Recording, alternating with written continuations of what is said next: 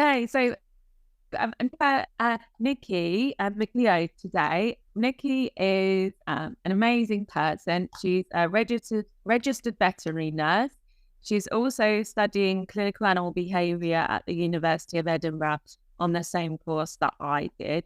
She's a massive champion for feline welfare. She's always flying the flag for felines, which is amazing. And I'm really excited to talk to her today. So thanks for coming on, Nikki.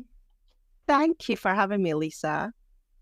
So I wanted to talk to you a bit about reducing stress in the veterinary clinic. Obviously, it's impossible to reduce all stress, whether that be in a veterinary clinic or in life in general. But obviously, there are things that we can do for our cats. So I just wondered if you had any tips for any owners, caregivers of cats, how when they're in the clinic or waiting for the vet, if you had any tips on how to help them. Sure. So yeah, you are correct in that it's impossible to get rid of any fear, anxiety and stress completely. It would be great, but it is actually a defence mechanism. Obviously, they need that in order to survive. It's a natural thing for them. But what we can do in stressful situations like the vet practice is reduce that as much as possible, because when you think about it, cats are territorial, so you're taking them out of their territory. Cats are very sensitive to sound, so there's lots of different sounds in the vet practice. Cats are usually one-man bands, so they don't tend to like lots of other people. So obviously veterinary staff, etc., are different from their caregivers. So there is a lot we can do to help reduce any fear, anxiety, stress that they may have by coming to the vets. But I think the first thing that we need to do is not to do with the vet practice, it's to do with the caregivers. Yeah. They can start the journey beforehand with making sure that the carrier is first of all suitable. I've been in vet practice long enough to know and see how many different carriers that's coming. I think the best one recently has been a washing basket, as in a laundry basket, and a suitcase. Oh, wow. Okay. And it's just like, seriously cannot be good for the cat. And funnily enough, the one in the suitcase, it urinated everywhere, it defecated everywhere, and the caregiver just didn't seem to think that was any different. So yeah, it really starts at home first of all by making sure the caregiver is educated in carriers, having the correct carrier, which is a suitable size, plastic, so it can be easily cleaned if there is accidents. I mean, obviously it's going to happen. If there is accidents, then we want to be able to clean it up nice and easily and quickly for the cat. And unfortunately, fabric carriers aren't great for that, because obviously they can retain the urine, feces can be easily spread over the fabric. So a nice, decent sized plastic carrier that you can remove the top. And this is a huge thing, because so many times I see caregivers coming in and the carrier is one of these, as I'm describing, but they've got it screwed down. You can't actually take the top off. And it's just like, how frustrating. So make sure that the top can be taken off very easily. And then obviously it then means that if a cat does not want to come out of that carrier to them is their home. They've been taken out of their territory. So now in the vet practice, that carrier is now their territory. It has their smells, it's their familiar things. So if they want to stay in the bottom of it, then let them. If we can take the top off, we can then examine them in the bottom of the carrier. And then if you need, obviously we do want to weigh the cat, but then what we can do after we've done all our examinations, we can ask the caregiver, I'll give you a quick cuddle while we weigh the bottom of the carrier. And then that obviously then means the cat can then go back at the bottom of the carrier, weigh them both together, and take away the weight of the bottom of the carrier and all the weight of the cat. Yeah. And as long as that bottom of the carrier remains the same, come out That's really and weigh them. And that seems to make a huge difference. Yeah, that's brilliant, because I think a lot of times I do dog training as well, and I think sometimes we can get fixated on finding like a magic solution, like putting all this training involved. But sometimes it's just about thinking how we can adapt our own behaviour. So with that, absolutely, it's just a simple thing that's going to help keep the cat safe. We're not training the cat to come out on a target stick and weigh, get them weighed that way. Cat, they still will be really stressed in the environment depending on their temperament anyway, and all the smells. And like you said, it's just about thinking outside the box and taking the weight away of the carrier, and then the cat can feel safer, less stressed. And yeah, I love that idea. That's brilliant. Definitely. But talking to training cats, I mean, I've trained my cat to actually go into his carrier. Yeah. By clicker training. And everybody says, no, you can't train cats. I'm like, you can train any animal. Think about it. All these animals in zoos, they get blood taken, they get all the other examinations, etc. You're not exactly going to go in and tell the lion or whatever to like just sit there. So it's all done on positive reinforcement training. So you can easily do that to your cat. So I've got videos up on my Instagram of training my cat to go into his carrier, and it worked really, really well a couple of weeks ago when I noticed that he had a huge swollen face, and I was like, oh no, this looks dubious. Woke up the next morning, that huge swollen face had burst. It was obviously a cat bite abscess. I had to take him to the vet. It wasn't a dire emergency, so I took just a couple of minutes.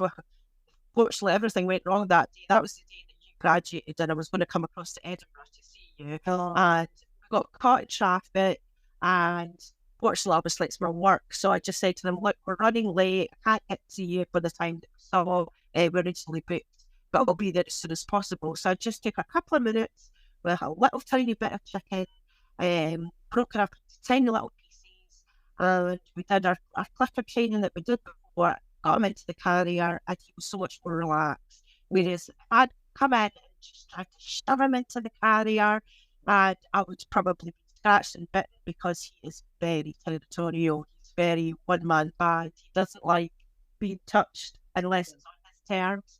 So the fact that he went into his carrier on his own account meant that he was a lot more relaxed when he got to the vets, because obviously he was in pain as well. Yeah, so he quite happily flushed out if he was stressed because he'd been shoved in the carrier, and then if I'd driven like an idiot up to the vet, there's no point. It's just take your time.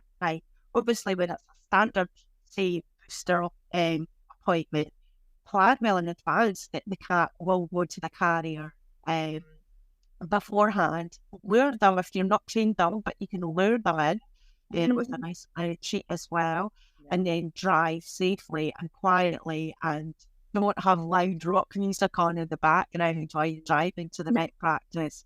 And don't drive crazy that the cat's like swooshing about in the carrier. And then when you get to the vet practice, one thing I think I've maybe only seen a couple of caregivers do it, is carrying the carrier correctly, which a lot of people just don't realise. They see this carrier with a handle on the top, so they carry the carrier by the handle. And I'm sorry, but I've yet to see anybody that is so rock steady that they carry a carrier away from their body and keep it dead straight. It's impossible. So the poor wee cat's going to like be smooshing about inside this carrier as you walk around to the practice, and that's stressing for them as well then. So carrying the cat carrier in front of you as if you were carrying a baby in front of you, like both hands round the side, nice and secure. And the other thing that you can do is obviously then put a cover over the top, ideally sprayed with species-specific pheromones as well.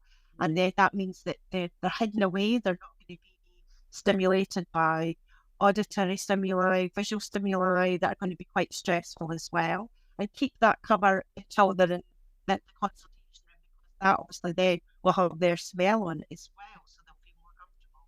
Yeah, no, that's awesome. Yeah. Do you recommend? I was reading about obviously other cats being on consult tables and other dogs as well. Obviously, they've got a lot of scent in their pads, their their nails and things, and a lot of cats will kind of scratch on a shiny surface to pop up on top of the surface that the vet's examining them on to help them feel a bit safer. What do you think? Yeah, I it's probably a little bit controversial, but I don't actually clean my tables. I'm a consulting only nurse, so that's all I do is just appointments. But I don't actually, unless I really, really have to, I don't actually clean the table in between. And a lot of people will go, "Oh, that's not what you were taught." And yeah, I can completely understand. But what I do is at the beginning of my morning consultations and the beginning of my afternoon consultations, I have one bundle of blankets for dogs, one bundle of blankets for cats or cows. The dog one obviously gets sprayed with dog pheromones. Cats one gets sprayed with species-specific cat pheromones.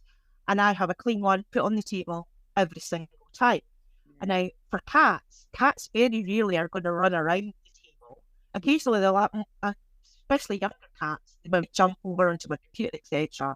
But most of the time they will stay on that cover. They will stay on that nice blanket. And I've got photographs of cats just absolutely chilling on my covers on the consultation table. And what that does is that stops that little email being left behind, that stress pheromone that's on the pads, as you say, that would go onto the table, that you would then obviously, if you didn't clean that, the next cat would come along and smell that and go, what is that message that's been left by the cat before?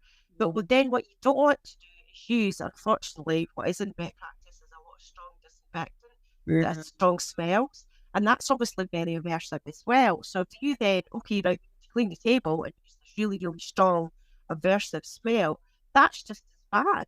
Yeah. So it's like, well, the lesser of the two evils is obviously you have to clean the table. So if I do have to clean the table, what I've started to use is I found online some alcohol-free hand gel. So in between appointments, I don't wash my hands with like soap and water because obviously, again, it's quite an aversive smell on it. I use this alcohol-free hand gel, which has no scent, but it does the job. And I also, if I have to use it on the table, squirt that onto the table and use that and let it dry. But as I say, most of the time with it, when it comes to cats, most cats don't ruffle up the blanket that's on the table. And then I just whip it off and put down a new one. And then every cat that comes in has its own new fresh blanket. And a lot of them do tend to chill, but they have the option, hopefully, if the carrier is correct, they can chill in their carrier as well. But it's the same with the scales. The scales are covered with the same kind of blanket. Yeah. So they do go in the scales, they're not having to scrabble around with their long nails on a really slippy surface. It's a nice soft blanket that they can sit on. Yeah, no, they're all really valid points. I went to visit a client the other day. She's got 2 cats. God bless him, he's fine, but he got knocked over outside her house. Fine, but he had to have an operation, and he's kind of having crate rest for part of the day. And he's got a cone on. I don't think he does anymore. It would have been off by now. Do you have any tips for kind of looking after cats at home? Obviously, if they have to have restricted exercise or they're wearing a cone, obviously that can make it, I imagine, a bit harder to eat and drink as easily. Yeah, they can eat and drink with them on. I think it's more the owners panic when they see them on. But again, this goes back to education, and I think this is relevant for dogs and cats, is that we should be training them to wear them. It's like muzzles, isn't it? Every dog owner these days would say, "Oh, my dog never needs a muzzle." Well, I'm sorry, but if your dog was hit by a car and it was in pain, it's going to bite. Regardless of how nice it is, it's going to bite you. And us putting on a muzzle for our safety and for the dog's safety is paramount, absolutely. So again, as a young puppy, as well as doing your normal obedience training, teaching the dog to sit, stuff like that, teach a dog and a cat how to wear a buster collar. I mean, go to the vet practice and ask if they have some old ones, or can you purchase the one because you know you're going to pick it for a spay eventually, sort of thing. And just again, same kind of training with going into the carrier, it's training them to put their head into the collar. You can start with like a little yogurt tub with treats in, so they're putting their head into something, and then you can put mustard colour over their head, etc. It's all to do with training.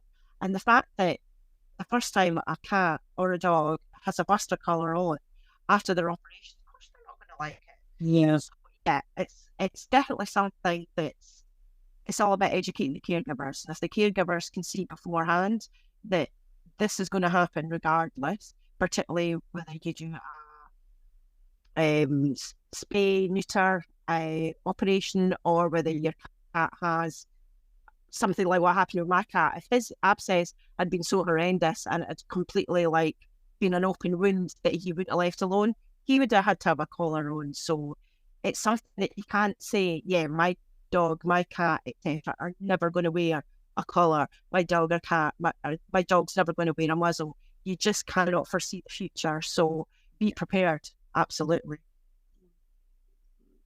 And what do you think about cats being described as kind of words like spicy or you know, kind of naughty?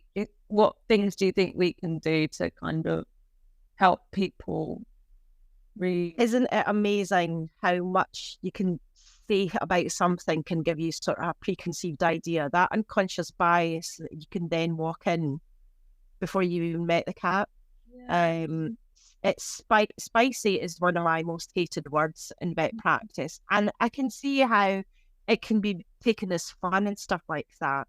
But if somebody turned around, if, for example, again going back to my poor cat whose cat bite abscess, if I had gone into a vet that I didn't know and they turned around and my cat is, as I say, very much a typical cat, if they turned around and went, oh, he's a bit spicy, isn't he? I would have been quite affected. Yeah. And a lot of caregivers would be. So, and you will get some vet professionals that say, oh yeah, but we don't say it in front of the caregivers. But that preconceived idea is there. Yeah. So you've obviously got it in your head, then it may slip. You may say it in front of a caregiver. But also, if you've got something that's written down on their records, those records might be read by the caregivers or other vet professionals. Or, for example, I see a lot of people writing it on the front of cat ward kennels. This cat is spicy with big hashtags, or care. That's another one. Yeah. And they're just like, hang on a minute. What happens if we have a long-term patient that a caregiver needs to come in and see their animal, and they look at the kennel next door and they see that this cat's been called spicy? They're not going to feel, oh, hang on a minute, all the staff members here are okay with this. It's just not. I just think it's all to do with language and the fact that you can be very, very careful about what you say, and because what you say can really change your attitude. I think they're actually been researching this, that if you have this kind of, oh my goodness, that cat's going to go for me, it's a spicy cat, it's a nasty cat, then the way you're going to handle, the way you're going to put yourself across to that cat is going to be in a very, very negative attitude, and the cat's going to feel it. The cat's going to know. They are so hypersensitive to not only their own emotions, but caregivers' emotions and vet professionals' emotions, that they're going to know, and they're going to be in the defensive then. And cats are on the defensive as it is anyway. So why escalate that to a point that everybody's like, oh, well, I'm automatically going to go on with the gauntlets and big massive thick tails and we're going to scruff it and stuff like that? No, don't. Yeah, be warned. Be warned. I mean, I don't feel like on my PMS, the practice management system that we use, is to, instead of just putting warnings like care or bites, I have actual FAS scales. So the fear anxiety scale. So obviously your very calm, happy, relaxed cat is at 0, and then your cat that is extremely distressed and will lash out and bite, etc., will be FAS5. And then you've got obviously all the numbers in between. And so instead of just putting on the PMS, when it comes up and it says Joe Blogg's cat is care, I have Joe Blogg's cat is FAS2, gets stressed and prefers to hide under its own blanket. And that's a lot more information instead of spicy or care. And that means then you can adapt exactly what you're going to do with that cat. If you know it's an FAS5, then straight away, yes, a gentle towel, or well, hopefully it should actually still already be in the carrier, because you obviously don't want to take it out of the carrier if it has been an FAS5 in the past. If it has been an FAS5 in the past and it's come back to the vet practice, it should already then come back with pre-veterinary pharmaceuticals on board. So your gabapentin, etc., to make it a little bit more chilled and hopefully a bit easier to handle. Yeah. Just all these pre-warnings that you can have with as much information as possible, then it means that you can actually adapt your handling, etc., and not just go in and think, oh, we've got to go in all guns a blazing, all the gauntlets, etc. And in the meantime, this cat's probably just either really, really fearful or in pain or both. So it's definitely adapting yourself to the cat. Yeah, bless them. Yeah. You touched on kind of scrubbing. I've heard different things from people and I've had people say, oh, it's what their mums do, so it's fine. But obviously, we're not their mums. We're not queen. And it's a very different thing, you know, a queen picking up their kitten by the scruff of the neck compared to us. Mm-hmm. What do you think? What kind of tips for low stress handling would you give? Obviously, time. And I appreciate veterinary clinics can be under stress, and time is a challenge. But what would you kind of recommend in terms of? I mean, you're fear-free certified, aren't you? I am, yeah. I'm elite certified. But regardless of what certification you've got, adult cats don't pick up other adult cats by their scruff. Yeah. The only time that they would pick a cat up by their scruff is, as you say, when they're kittens, or the other time would be if an adult cat is mating, when the male cat obviously grabs onto the back of the neck. So if we were to go and do that in a already stressful situation, because that's really the only reason why it would be done, is that the cat is obviously needing to be pinned down, that cat is then going to feel even more threatened by the fact that you're then scruffing it, and it's painful. So that it's really not necessary to scruff. There are so many other things you can do, and this is why ISFM, Cat Care, has a fantastic no scruff campaign. Yeah. And as part of the cat friendly practice scheme that my practice I put through to silver status, is that we don't scruff. It's just not necessary. It's stressful. It can be painful for the cat, and it doesn't work really. At the end of the day, you might get away with it once, but try do it the next time. That cat will remember. Yeah. Scarily enough, I've actually seen some, not fortunately not in the UK but in America, some images of people that have scruffed cats and the skin has basically sloughed away from the cat. Yeah. You're just like, that is horrifying. It's just not necessary. If the cat is known to be a high FAS level, then, as I say, think about those pre-veterinary pharmaceuticals beforehand. And then gentle handling. The ISFM have brilliant guidelines that you can go on and learn about the best way to handle a cat. Usually less is more. And I mean, everybody thinks that's a bit crazy because a cat can bite and a cat can scratch. But the less you handle that cat, the less hands-on you do to that cat, the more in control the cat will feel. Yeah. So, for example, a blood sample that you're taking from a jugular, I've been qualified coming up for 24 years. And when I was training and as a new graduate nurse, I was told, right, what you do is you put a really firm hand around the chin, and then you grab both front legs, and you hang the front legs over the front of the table and you stretch the cat out. And my goodness, it's just like, I can't believe you actually even got told to do that. Whereas now what we do is we take it nice and slowly. We allow them to obviously sit on a nice, again, soft, pheromone infused towel or blanket, and gently lift the chin and give them nice chin scratches underneath.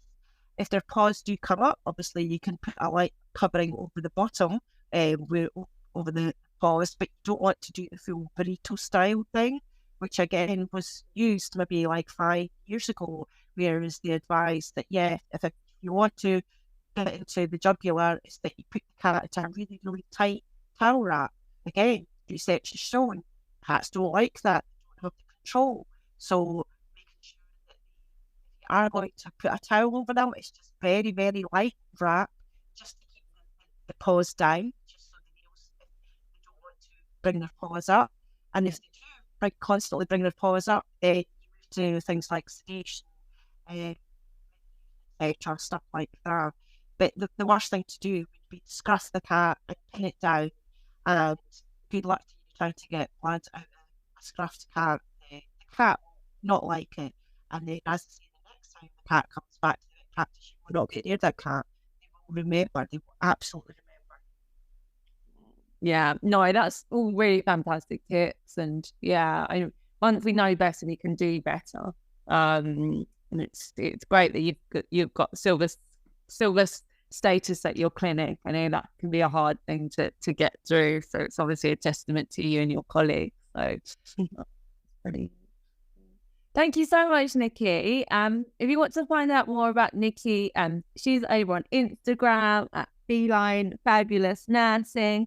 And good luck with the rest of your studies. And thanks for all that you're doing to help cats. Thank you, Lisa. Hopefully I'll be walking that stage just like you did in a year's time. Yeah, definitely. Yeah. Oh, awesome. All right, take care, Nikki. No problem. Take care. Awesome. Thank you so much.